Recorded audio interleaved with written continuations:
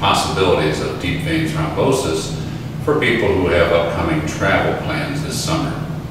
People who are going to be in a car or a plane for an extended period of time need to remember that immobility is the primary issue of concern. Gravity is always trying to pool the blood in the lower part of your legs.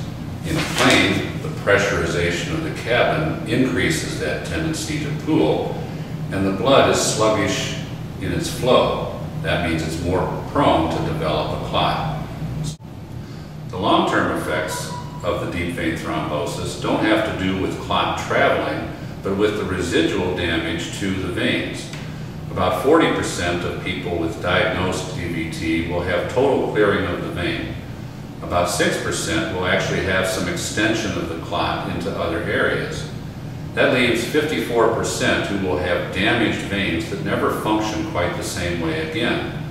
And the long-term problems can include chronic swelling, heaviness and fatigue in the veins, or the problem of varicose veins arising anew to compensate for the blocked veins.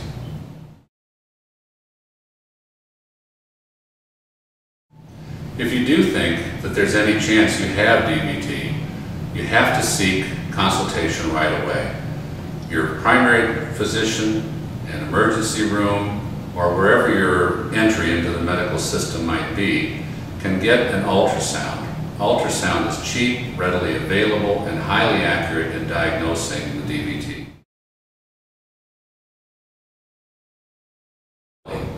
If you can get up and walk every hour or two, either around the car or up and down the aisle of the plane. If that isn't feasible, activate the calf muscles by heel raises or toe raises as you sit there. Compression stockings, even knee highs, if they're made correctly, greatly enhance the utility of the calf muscle activation and increase the blood flow up the leg, counteracting the pooling. On really long plane rides, where you have many hours up in the air, it's a good idea to take a baby aspirin a day, beginning 3 to 4 days ahead of your trip and continuing through your trip until you're back home. This is a very mild blood thinning effect, but can be very effective in helping to combat the clotting tendency that comes from that pooling.